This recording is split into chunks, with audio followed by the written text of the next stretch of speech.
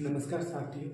जैसा कि हमने पिछले वीडियो में जो पढ़ा था वो अधिगम की विशेषताएं। अब जो है वो आज हम पढ़ेंगे अधिगम सीखने के प्रमुख प्रकार, यानी कि जो अधिगम है वो उसके प्रकार, यानी कि जो अधिगम है जो सीखना है वो कितने तरीके से होता है। तो आज जो है वो हम उसके बारे में बात करेंगे कि अधिगम के प्रकार, अधिगम के प्रकार, यानी कि जो सीखना है जो अधिगम है वो मुख्यतः कितने प्रकार से होता है। तो बेसिकली जैसा कि आप भी जो है वो अपने आसपास देखते होंगे, आप खुद जो है वो दैनिक जीवन में बहुत सारी बातों को, लगभग सभी बातों हम सब सीखते ही है। तो मुख्यतः जो है एक बालक, एक व्यक्ति जो है वो दो प्रकार से सीखता है। कितने तरह से सीखता है? वो जो है वो दो तरीके से सीखता है।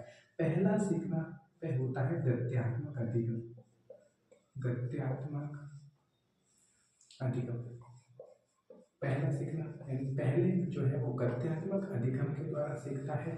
और जो दूसरा प्रकार होता है वो है संज्ञानवादी अधिगम। कौन सा अधिगम? संज्ञानवादी अधिगम। यानी कि पहला सीखना उसका कौन सा होता है? गद्यात्मक अधिगम। दूसरा जो है वो है संज्ञानवादी अधिगम। गद्यात्मक अधिगम में क्या होता है? व्यक्ति जो है वो कोई ना कोई कार्य करके सीखता है, वो शरीर द्वारा शारीरिक रूप से सीखता है। इसमें जो है वो कैसे सीखता है? शारीरिक रूप से सीखता है। यानी कि व्यक्ति जो है वो शारीरिक रूप से एक्टिव रहता है। तो ये इसको अपन क्या कह सकते हैं? इसमें जो है वो व्यक्ति शारीरिक रूप से सीखता है। इसमें जो व्यक्ति है वो शारीरिक रूप से एक्टिव रहता है।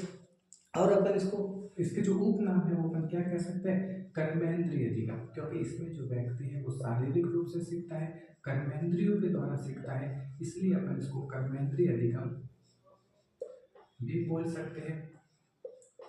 या फिर जो है वो अपन इसको गामक अधिगम भी बोल सकते हैं, क्योंकि इसमें जो है वो व्यक्ति शरीर से, शारीरिक रूप से जो है वो एक्टिव रहता है। तो अपन इसको गामक अधिगम भी बोल सकते हैं।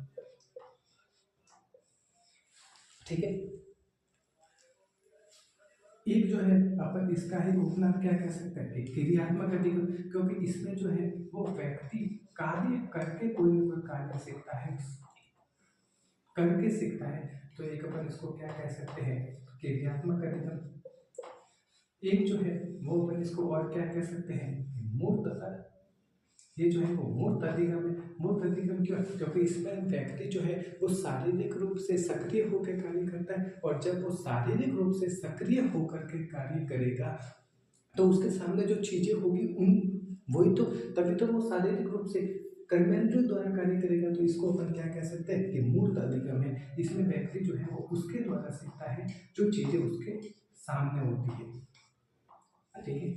एक अपन और इसको क्या अपन उपनाम दे सकते हैं कि यांत्रिक अधिगम है। ये कैसा है? यांत्रिक अधिगम। यानी इसमें जो है वो व्यक्ति मशीन की तरह सीखता है कार्य करके। तो एक अपन और इसको क्या नाम दे सकते हैं कि ये कैसा सीखना होता है? यांत्रिक अधिगम। तो सीखना या अधिगम के मुख्यतः कितने प्रकार होते हैं? तो सीखना या अधिगम के जो है वो मुख्यतः दो प्रकार होते हैं।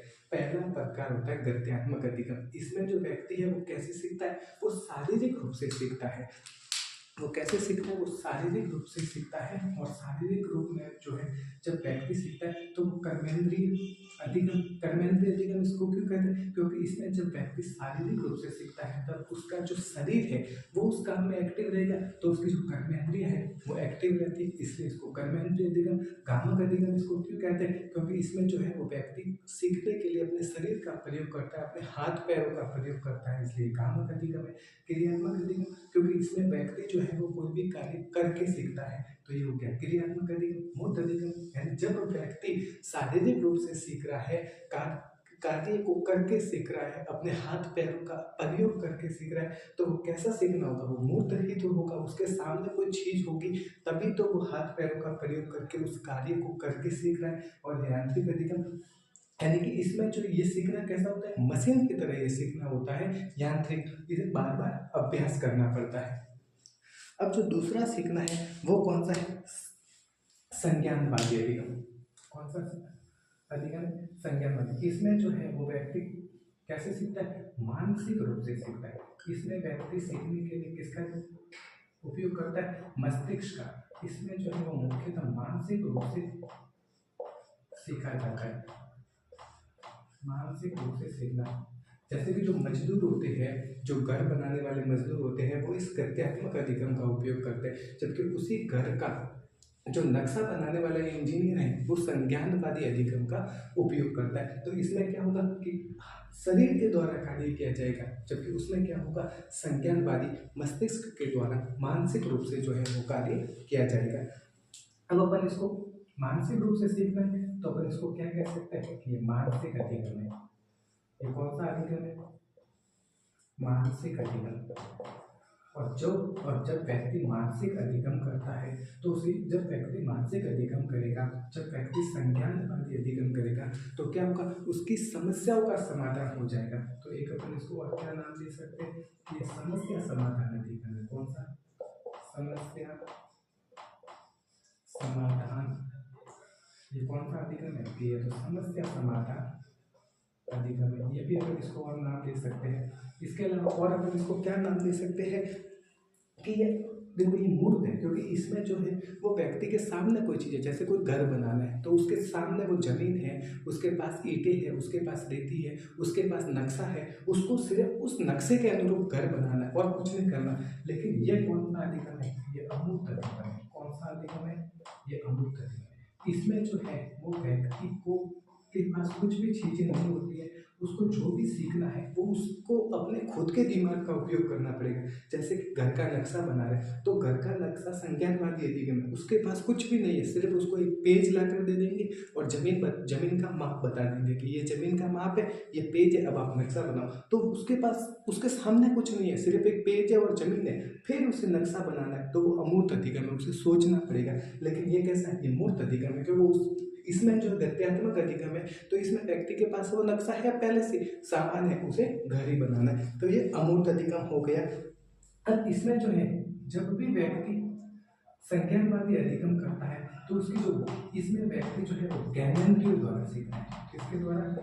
ज्ञानेंद्रियों द्वारा। इसमें जो है वो व्यक्ति किसके द्वारा सीखता है? ज्ञानेंद्रियों द्वारा सीखता है।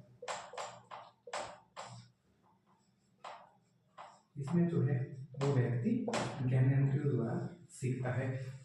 तो अपन को अब कोई पूछे कि अधिगम के कितने प्रकार हैं, तो मुख्यतः अधिगम के कितने प्रकार हो गए? 2 प्रकार हो गए। पहला प्रकार कौन सा हो गया? गद्यात्मक अधिगम। इसमें जो व्यक्ति है वो शारीरिक रूप से सक्रिय होकर सीखता है। कैसे सीखेगा वो? शारीरिक रूप से सक्रिय होकर। इसमें जो है वो व्यक्ति की कर्मेंद्रिय अधिगम है, ये कर्मेंद्रियों द्वारा होगा। इसमें जब भी व्यक्ति गद्यात्मक अधिगम करेगा उसको शरीर है जो वो वहाँ पे एक्टिव रहेगा। ये भ्रामक अधिगम है, इसमें जो व्यक्ति का शरीर है वो एक्टिव रहेगा। एक क्रियात्मक अधिगम है, वो करके सीखेगा। ये मूर्त अधिगम है, उसमें व्यक्ति जो है वो उन्हीं चीज़ों को करेगा जो उसके सामने है, उन्हीं चीज़ों को सीखेगा जो उसके सामने है। और यांत्रिक अधिगम यानी कि ये मशीन की तरह है, व्यक्ति जो है इसमें मशीन की तरह बन जाता है, गद्यात्मक अधिगम। दूसरा आता है संज्ञानवादी अधिगम।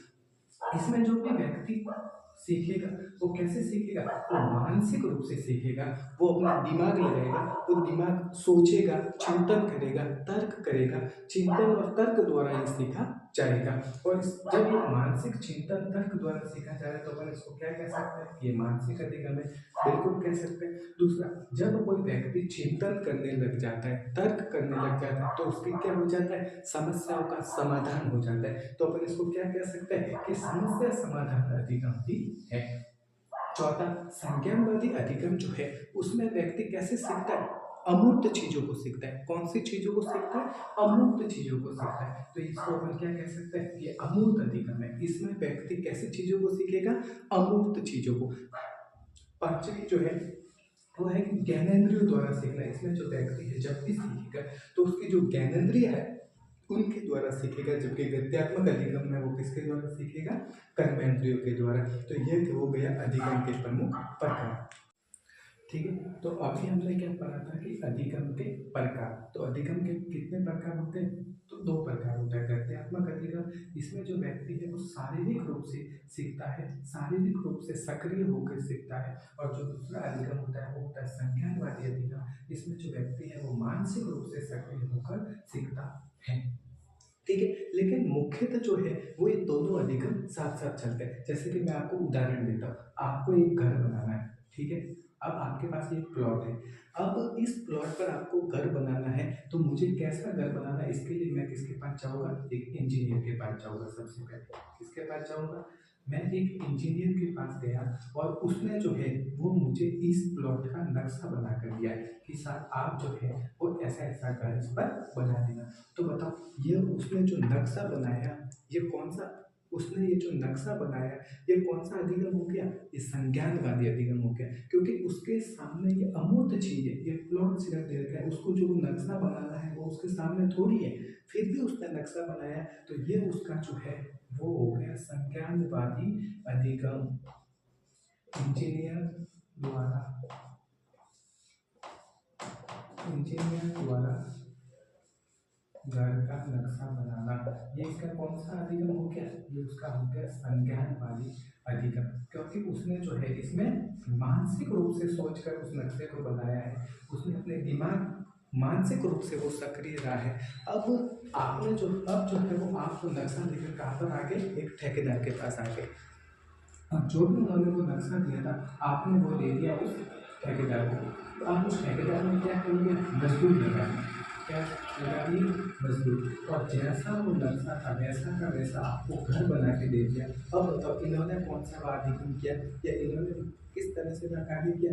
इन्होंने जो है शारीरिक अधिगम किया। शारीरिक रूप से उन्होंने उस जो भी वो नक्शा बना हुआ था मानसिक रूप से, उसको शारीरिक रूप से जो है वो कार्य करके वैसा का वैसा घर बना दिया। तो सामान्यतः जो है ये वो शारीरिक गत्यात्मक अधिगम और संज्ञानात्मक अधिगम साथ साथ चलते हैं, ये दोनों जो है वो एक दूसरे के पूरक है। तो उम्मीद करता हूँ कि जो अधिगम के प्रकार हैं, गत्यात्मक अधिगम और संज्ञानवादी अधिगम, वो बहुत ही अच्छे से आपको समझ में आ गए होंगे। हम अभी जो पढ़ रहे थे अधिगम के प्रकार, तो हमने जो है वो दो अधिगम के प्रकार पढ़े थे। इसमें जो एक मनोवैज्ञानिक आते हैं जिन्होंने अधिगम के क्षेत्र में बहुत ही सराहनीय और विस्तृत कार्य किया, वो उनका नाम है डेविड आसुबेल। इन्होंने जो है वो डेविड आसुबेल ने अधिगम के 4 प्रकार बताए। ये याद रखना कि डेविड आसुबेल ने अधिगम के कितने प्रकार बताए थे? तो डेविड आसुबेल ने जो है वो अधिगम के 4 प्रकार या फिर 4 श्रेणियां बताई। कौन कौन सा? इन्होंने कहा कि पहला अधिगम होता है अभिग्रहण। अभिग्रहण का मतलब होता है हूबहू अर्थ ग्रहण करना। हूबहू अर्थ, जो चीज लिखी हुई है हूबहू जो है हूबहू ग्रहण, हूबहू उसको जो है वो अपन जब ग्रहण करते हैं, जैसे वो लिखी हुई है वैसा का वैसा जो है वो उसको ग्रहण करना। ठीक है। हम जो अभिग्रहण सीखना है उसमें क्या होता है कि हूबहू जो है वो उसका अर्थ ग्रहण करना, हूबहू जो भी चीज लिखी हुई है उसको ऐसे का ऐसे ग्रहण करना, वो कौन सा सीखना हो जाता है? अभिग्रहण। दूसरा जो सीखना आता है वो है अर्थग्रहण। तो डेविड आसुबेल ने क्या कहा कि जब कोई व्यक्ति या बालक सीख रहा है, यदि वो अर्थ को समझते हुए उसको ग्रहण कर रहा है, अर्थ को समझते हुए सीखना, अर्थ को समझते हुए सीखना, अर्थ को जो है समझते हुए सीखना, यानी कि अर्थ ग्रहण सीखना में क्या होता है? जब कोई बालक या व्यक्ति किसी विषय वस्तु को सीख रहे और उस विषय वस्तु को सीखते हुए उसके अर्थ को ग्रहण कर रहे हैं, उसके अर्थ को समझ रहे हैं, तो वो होता है अर्थ ग्रहण सीखना, और ये थोड़ा अच्छा सीखना होता है। तीसरा इन्होंने बताया अन्वेषण सीखना। अन्वेषण यानी कि खोज करके सीखना। अन्वेषण सीखना का मतलब क्या होता है? खोज करके सीखना। तो डेविड आसुबेल ने क्या कहा कि जब कोई बालक या व्यक्ति सीख रहा है किसी कार्य को, किसी विषय वस्तु को, और उसमें सक्रिय रहकर खोज करके यदि वह सीख रहा है, तो जो उसे ज्ञान प्राप्त होगा वो ज्ञान स्थायी ज्ञान प्राप्त होगा, और उससे जो है वो उसके व्यवहार में वो ज्ञान स्थायी हो जाएगा। ये होता है अन्वेषण सीखना, यानी कि कोई भी बालक या व्यक्ति किसी विषय वस्तु को सीख रहा है तो सक्रिय रह के सीखना, उस कार्य में खोज करके सीखना। ये डेविड आसुबेल ने कहा कि ये जो अन्वेषण सीखना है वो सीखने का सबसे अच्छा रूप बताया इन्होंने, कि ये जो अन्वेषण सीखना है ये सीखने का सबसे अच्छा रूप है। अब चौथा जो आता है वो आता है रटंत सीखना, यानी कि रट कर सीखना। कैसे सीखना? रट कर सीखना।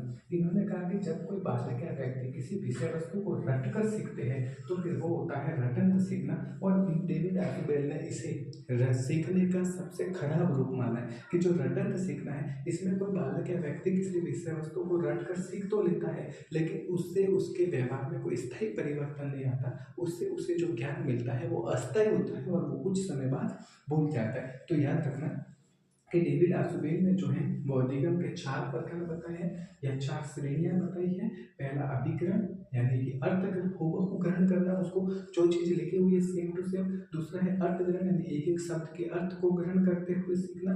तीसरा है अन्वेषण यानी कि खोज करके सीखना, स्वयं सक्रिय रह के सीखना। और चौथा है रटन यानी कि रट कर सीखना। तो इस तरह से ये जो है परीक्षा में कभी कभार ये सवाल ऐसे पूछ लेते हैं, तो इसको आप बहुत ही अच्छे से इसको पढ़ना है। हम जो आगे हैं आगे भी इसी तरह से जो मनोविज्ञान के हार्ड टॉपिक है वो हम लेकर वीडियो बनाते रहेंगे रेट तक, ताकि आपको जो है वो बहुत ही आसान भाषा में मैं इन चीज़ों को समझा पाऊँ। तो धन्यवाद साथियों, मेरे चैनल से इसी तरह आप जुड़े रहिए। धन्यवाद।